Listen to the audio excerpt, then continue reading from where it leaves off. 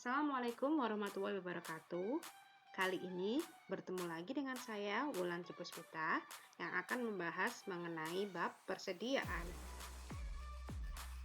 Sebelum masuk ke topik utama, kita ingat-ingat kembali bahwa sebelumnya kita telah mempelajari yang namanya topik tentang perusahaan, yaitu perusahaan dagang, perusahaan jasa, dan perusahaan manufaktur. Untuk perusahaan dagang dan perusahaan manufaktur, mereka akan membeli yang namanya persediaan. Entah persediaan itu nanti dibeli kemudian dijual kembali, atau dibeli untuk diolah menjadi barang setengah jadi maupun barang jadi. Nah, maka dari itu, definisi sendiri dari persediaan adalah sejumlah barang jadi, bahan baku, dan barang dalam proses yang dimiliki perusahaan dengan tujuan untuk dijual atau diproses lebih lanjut. Dalam mencatat persediaan, itu ada dua metode, yaitu metode fisik atau yang biasanya kita kenal dengan periodik, dan metode perpetual. Untuk metode fisik, pengelolaan persediaan ini tidak dicatat bagaimana arus kas masuk dan keluarnya barang secara terperinci. Sehingga kalau kita mau mengetahui berapa sih jumlah persediaannya, maka harus dilakukan yang namanya stop of name. Maksudnya ya kita hitung di toko ada berapa sisanya, di gudang ada berapa sisanya. Sementara untuk perpetual, ketika ada barang masuk dan barang keluar, maka barang tersebut harus dicatat secara terperinci. Seperti itu. Kalau dilihat-lihat, kira-kira mending metode periodik atau metode perpetual ya. Nah, ini balik lagi. Semuanya tergantung dari jenis organisasi bisnis masing-masing.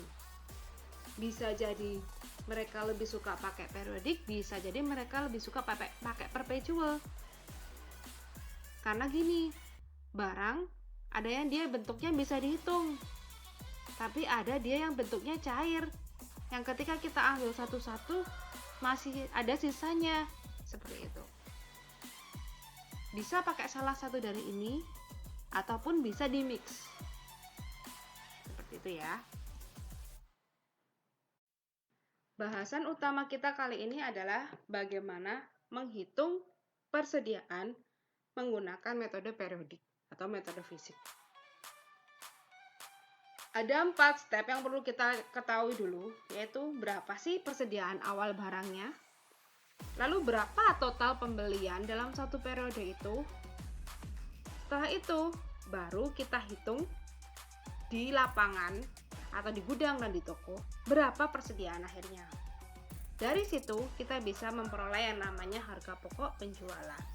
Ini basic penghitungannya ya, kalau udah lulus manufacturing atau perusahaan dagang, pasti bisa lah ya seharusnya. Nah, untuk menilai persediaan metode fisik atau periodik ini dibagi menjadi 3 jenis, yaitu pakai metode LIFO, FIFO, dan average. LIFO artinya last in first out. Jadi barang yang terakhir masuk, yang pertama keluar, atau barang yang terakhir dibeli, dia yang pertama harganya dipakai. Jadi ini adalah harganya ya. Ingat-ingat, maksudnya bukan fisik barangnya, tapi fisik harganya. Lalu FIFO. FIFO adalah first in first out.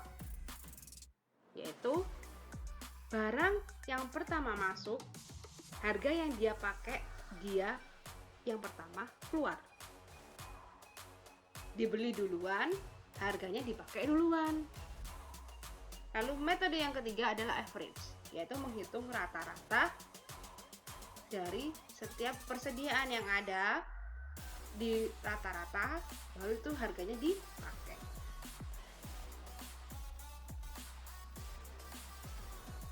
Nah, sebagai contoh nih, satu soal, tapi bisa pakai 3 metode tadi. Di sini diketahui PT Hot Mix ini melakukan penjualan microwave dan dia mencatat seluruh persediaannya sebagai berikut. Kita bisa lihat ya, tanggal 1 Januari dia menghitung persediaan awalnya berapa, lalu kemudian dia melakukan pembelian 3 kali tanggal 12, 21, dan 31. Di akhir bulan ternyata diketahui kalau perusahaan tadi menjual 700 unit dengan harga 900.000 per unitnya. Kita lihat dulu soal-soalnya. Tahu tanggalnya berapa, keterangannya berapa, volumenya berapa, harganya berapa, dan nilai. Nilai ini dapatnya dari volume dikalikan harga.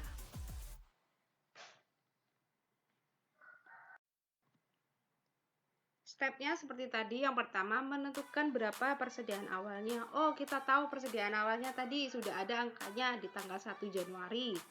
Step yang kedua, menghitung jumlah pembelian.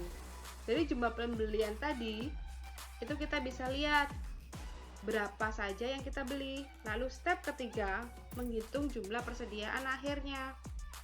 Kita lihat lagi di fisiknya, di gudang dan sama di toko berapa, kita dihitung ketemu persediaan akhir.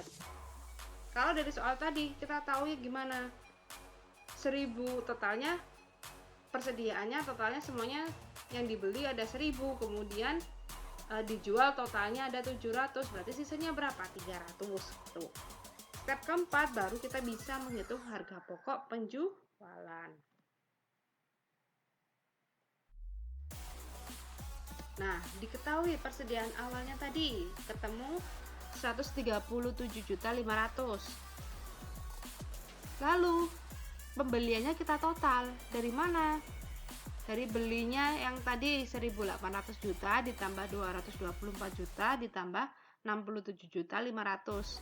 Ketemu totalnya 471.500. Dari situ kita tambahkan persediaan awal ditambah pembelian, ketemunya persediaan total. Nah, setelah ada persediaan total, kita hitung lagi persediaan akhirnya berapa.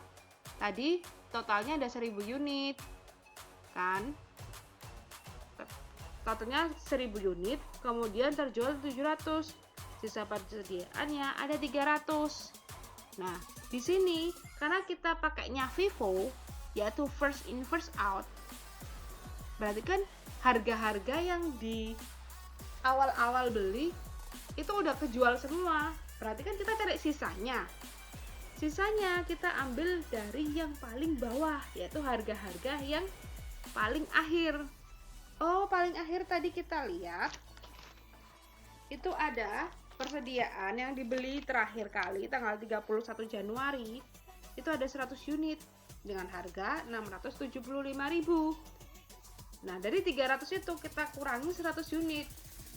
Masih tersisa kurang 200. Nah, 200-nya ini kita ambil dari harga kedua terakhir, yaitu di atasnya ketemu ada harga yang 640.000. Kita ambil 200 unit di situ.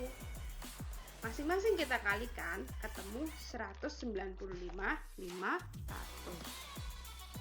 Itulah harga dari persediaan akhirnya.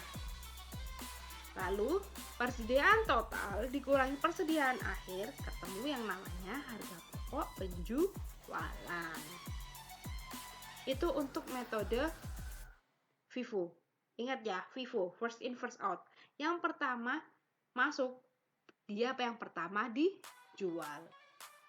Karena kita nyarinya persediaan akhir, ya jadinya kita mencari yang di belakang-belakangnya aja. Oke. Sekarang kita masuk ke metode LIFO, last in first out. Bedanya sama yang tadi FIFO, kalau yang di last in, dia yang dibeli duluan, harganya yang dipakai belakangan, atau dia yang dibeli di belakangan, harganya dipakai duluan. Ini tolong dipahami ya, agak membingungkan, memang agak membingungkan LIFO ini, walaupun LIFO ini sebetulnya tidak dipakai dalam kegiatan sehari-hari kita karena ada penghitungan yang tidak dibolehkan oleh pajak. Oke. Nah, penghitungan untuk persediaan dan pembelian itu sama. Penghitungnya gimana? Nah, membedakan di sini adalah bagaimana menghitung persediaan akhirnya. Sama tadi kan, kalau total persediaan dari unitnya itu sama, sisanya ada 300. Cuma yang membedakan itu kita pakai harga yang mana. Karena dia yang paling akhir yang dipakai duluan, berarti kan sisa-sisanya yang harga yang paling awal dibeli. Jadi kita cek aja yang paling atas. Oh, ketemu di sana harga yang paling atas itu ada 550. Karena kita butuh 300 unit, kebetulan di persediaannya itu yang paling atas sendiri itu ada total 250. Ya kita ambil semuanya 250. Dikalikan 550.000. 300 sudah diambil 250, sisanya ada 50. 50 ini kita ambil lagi dari yang paling awal kedua. Oh, ketemu yang harganya 600. Kita ambil 50 unit. Dikalikan itu. Setelah itu kita tambahkan, ketemu 167.500. Dari sini kita bisa tahu berapa harga pokok penjualannya. Bedakan hasilnya dari sama yang tadi. Beda metode, beda hasil juga. Setelah itu, metode yang selanjutnya adalah pakai average. Karena average ini adalah rata-rata, jadi kita harus menghitung rata-ratanya berapa sih? Rata-ratanya berapa? Nah, sisa persediaannya sama. Yang membedakan di sini adalah kita ngitung dulu rata-rata setiap unitnya tuh berapa. Semua barang yang tadi dibeli kita hitung dulu lah rata-ratanya berapa. Ketemunya totalnya ada persediaan itu 609 juta. Unitnya ada 1000. Rata-rata per unitnya ya 609 juta dibagi 1000. Ketemu dia 609.000. Nah, 609.000 ini tadi kita ambil aja sisanya persediaan. Oh, 300. Tinggal 300 itu dikali 609.000. Ketemu 182.700. Dari sini bisalah kita lihat harga pokok penjualannya. Ya mungkin secara perhitungan memang rata-rata itu lebih mudah, tapi ketika kegiatan jual belinya lumayan banyak, ini yang bikin nanti agak ribet. Oke, dari 3 metode ini nanti kita lihat berapa sih laba kotornya, itu akan berbeda. Seperti ini, kita lihat perbandingan laba kotornya. Laba kotor maksudnya di mana? Di laporan laba rugi atau laporan laba komprehensif. Sama aja itu, beda nama. Jadi perlu diingat ya. Kita cek semuanya tahu penjualannya berapa, dari mana? Dari soal di atas. 700 unit dijual berapa? 900.000 per unit. Ya tinggal kalikan aja 700 kali 900.000. Ketemu semua penjualan 630 juta. Kita masukkan HPP masing-masing pakai metode yang berbeda-beda. Lalu penjualan dikurangi harga pokok penjualan, ketemu laba kotor. Kita bisa lihat bahwa laba kotornya akan berbeda setiap metode yang digunakan. Nah, inilah mengapa kita bisa lihat dari 3 metode ini LIFO yang paling rendah.